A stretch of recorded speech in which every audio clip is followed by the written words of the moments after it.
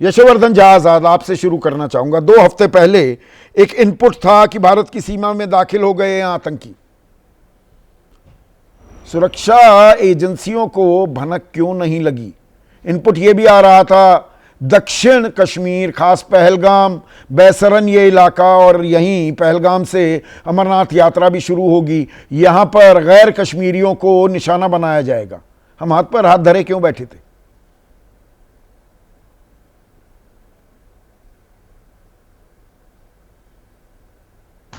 ये तो नहीं कहूँगा कि हाथ पे हाथ धरे बैठे थे। सवाल ये है कि ये जो इनपुट्स था ये बिल्कुल स्पेसिफिक नहीं था। फोर्स जो लगाई गई थी पहलगाम में वो नाके में लगाई गई थी, बंदोबस्त में लगाई गई थी, और ये भी बल्कि इंफॉर्मेशन आई थी कि होटल्स वगैरह में आतंकवादी कुछ चेकिंग कर रहे हैं। मैं इसे गंभीर चूक ज़रूर कहूँगा, क्योंकि पहलगाम इलाके में भैसरन जो जगह है वो टूरिस्ट अट्रैक्टिव प्लेस है, और वहाँ पे करीब 1000 के तहत तो टूरिस्ट जाते ही हैं, इसलिए उस एरिया में पुलिस का रहना आवश्यक था। एक भी लेकिन मैं ये पुलिस भी चौकी कहना नहीं है। चाहूँगा वो कि 4.5-5 उस इलाके में किलोमीटर की भैसारन के पीछे यशोवर्धन जी जो चढ़ाई है, एक भी पुलिस चौकी नहीं, एक भी पुलिस वाला नहीं मिला। और अगर हम जो लोगों के दावे हैं उन्हें सच माने कि बाकायदा पूछ पूछ कर, कलमा पढ़वा कर, कपड़े उतरवा कर गोलियां मारी गई, मतलब आराम से 40 मिनट तक वो वहां मौजूद थे और बाकी किसी को कानो कान खबर नहीं लगी। मतलब ये कैसे संभव है? ये मेरे जहन में उतर नहीं पा रहा है। देखिए, ये जो टेररिस्ट अटैक को,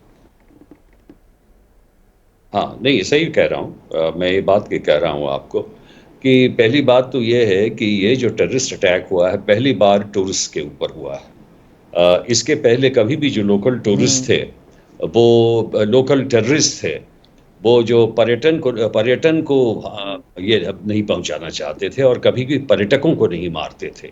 ये एक स्ट्रेटेजिक शिफ्ट है जिसमें कि भैसारन के हम लोगों को तैयार चुना क्यों नहीं गया। थे? हम ये मुतमईन थे कि कारण अरे है टूरिस्ट पे इसलिए कि ऐसी हमला जगह नहीं पुलिस की करेंगे। व्यवस्था। हम ये क्यों माने बैठे थे यशोवर्धन जी?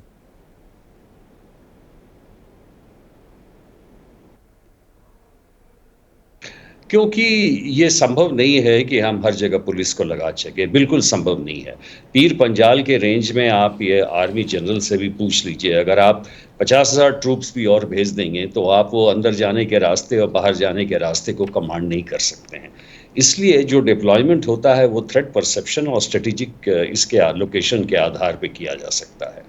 तो यस, ये जो इंटेलिजेंस थी उस पे आने पे भैसरन को सोच के लगा देना चाहिए था, ये दूसरी चीज़ है। लेकिन चौकी ना होना वहाँ पे ऐसी कोई बात नहीं है, क्योंकि ये संभव नहीं है कि पुलिस हर जगह रह सके। जनरल शंकर प्रसाद, मैं पूरी तरह से ये एक्सेप्ट करते हुए कि भाई हर जगह सुरक्षा कर्मियों की, फौज की, अर्धसैनिक बलों की या पुलिस की तैनाती नहीं हो सकती, पर बैसरन में अब चाहे हाइंडसाइट में ही सही, जो तस्वीर सामने उभर कर आ रही है वो तो ऐसा लग रहा है कि आ बैल मुझे मार। हमने खुली छूट दे दी थी वहां पर, आतंकी कोई आए और किसी भी नृशंस आतंकी वारदात को अंजाम देके निकल ले।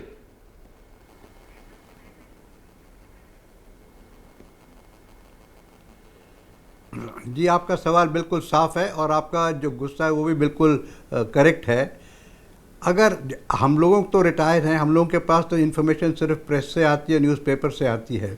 आज आप बता रहे हैं बिल्कुल क्लियर शब्दों में कि हमारे पास इन्फॉर्मेशन थी, हमारे पास इन्फॉर्मेशन थी कि कुछ इस तरह की हरकत हो सकती है। लेकिन 2 बातें होती हैं, इससे कि पहले मैं और आगे बढ़ूं।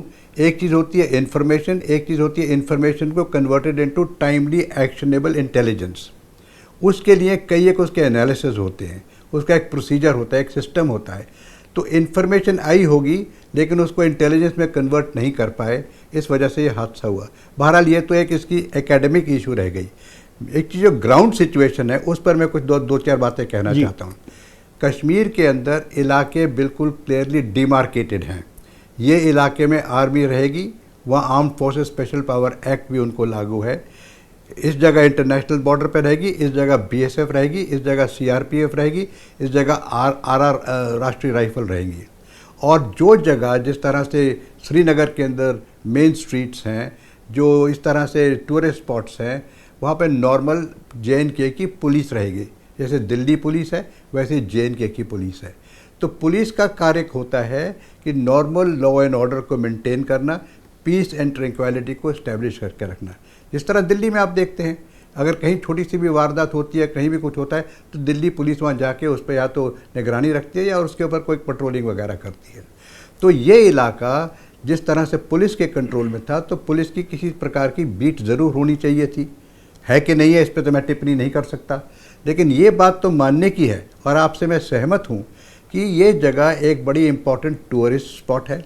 टूरिज़्म का सीज़न चल रहा है, हज़ारों लाखों में टूरिस्ट कश्मीर जा रहे हैं। जो टूरिस्ट स्पॉट्स हैं, सिर्फ यही नहीं, पहलगाम ही नहीं, और भी बहुत जगह हैं, गुलमर्ग है और भी जगह हैं। मैं तो कहता हूँ कि डल लेक भी है। तो ये जितनी जगह टूरिस्ट का जाना होता है, जैसे ट्यूलिप गार्डन अभी खुला था, वहाँ छोटी मोटी पुलिस की प्रेजेंस तो बहुत आवश्यक है। कुछ ना कुछ तो वहाँ लॉ एंड ऑर्डर की ज़रूरी नहीं है कि आतंकवादी ही वहाँ के गोली चलाएं। हो सकता है कि लोकल भी कोई झगड़ा टंटा हो जाए, कोई गाड़ी का कुछ इधर से उधर हो जाए। तो लोकल पुलिस का काम क्या होता है भाई साहब? लोकल पुलिस का काम है general supervision of an area. तो ये थ्रेट परसेप्शन जो था वो कह रहा था कि यहाँ पे आर्मी की इस वक्त समय ज़रूरत नहीं है, इस समय यहाँ पे एक पुलिस की निगरानी होनी चाहिए। तो लोकल पुलिस कमांडर्स जो कि DG पुलिस है, जो कि IG पुलिस है, जो कि सेक्टर पुलिस कमांडर्स हैं, वो सब लोगों को अपना अपना इलाका देखना पड़ता है। और वहाँ देखना चाहिए था कि भाई एक यहाँ पे अमरनाथ यात्रा शुरू होने वाली है, वहाँ कोई पुलिस होगी, वहाँ पर कोई गुलमर्ग में जाने वाला है, वहाँ कोई पुलिस होगी, डल लेक में बहुत टूरिस्ट जा रहे हैं, भीड़ भड़क्का हो रही है, कोई एक्सीडेंट ना हो जाए, कोई मूर ना आ जाए, तो पुलिस वाले होने चाहिए।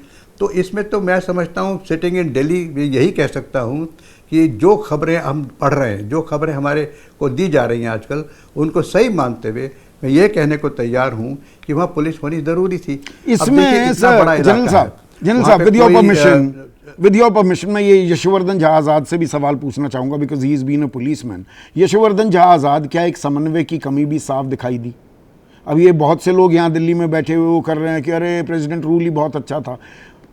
जो पुलिस फोर्स है वो रिपोर्ट कर रही है उपराज्यपाल को, उपराज्यपाल सुरक्षा समीक्षा बैठक बुलाते हैं तो वो मुख्यमंत्री को नहीं बुला रहे। यूनिफाइड कमांड की बैठक हो रही है तो पॉपुलरली इलेक्टेड गवर्नमेंट के नुमाइंदे उसमें नहीं होते।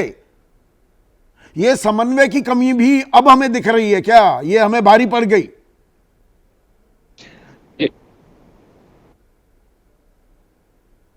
नहीं, ये तो 100% सही है जो आप कह रहे हैं, उस बात पे मैं बाद में आऊँगा। लेकिन जनरल साहब ने जो अभी समीक्षा की, बड़ा अच्छा लगा सुन के।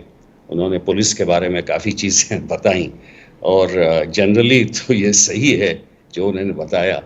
सवाल ये है कि हमें इसे एक पर्सपेक्टिव से भी देखना चाहिए। मैं आपसे फिर अनुग्रह कर रहा हूँ, ये संभव नहीं है कि हर जगह पुलिस लग सकती है। दूसरी बात, आज तक 35 साल के टेररिस्ट के इतिहास में जम्मू एंड कश्मीर भी मिलिटेंट्स ने कभी भी टूरिस्ट को अटैक नहीं किया है। वहाँ की इकोनॉमी 16% डिपेंड करती है टूरिज्म पे और लाइवलीहुड डिपेंड करता है।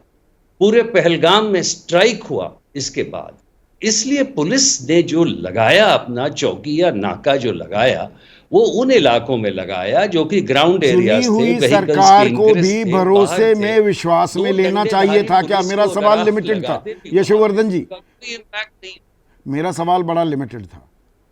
चुनी हुई लोगों की चुनी हुई सरकार को भरोसे में लेना चाहिए था कि नहीं? ये कहना चाहूंगा 100% ये सही है। बल्कि तो मैं इस बात को मानता हूं कि ग्राउंड का सपोर्ट और ग्राउंड का इंटेलिजेंस जो आपको मिलेगा अगर आपकी चुनी हुई सरकार हो, और ये आवश्यक नहीं, बिल्कुल ही अति आवश्यक था कि पहले तो स्टेटहुड देना, और दूसरी बात नहीं तो कम से कम वहाँ के जो चुने हुए नुमाइंदे हैं उमर अब्दुल्ला को सारी मीटिंग्स बुलानी चाहिए ताकि लोगों को ये पता लगे कि हमारा जनप्रतिनिधि वहाँ पे है, और इसलिए ये आवश्यक है कि हम उनके साथ इस बात पर जुड़ें। इस बात में मैं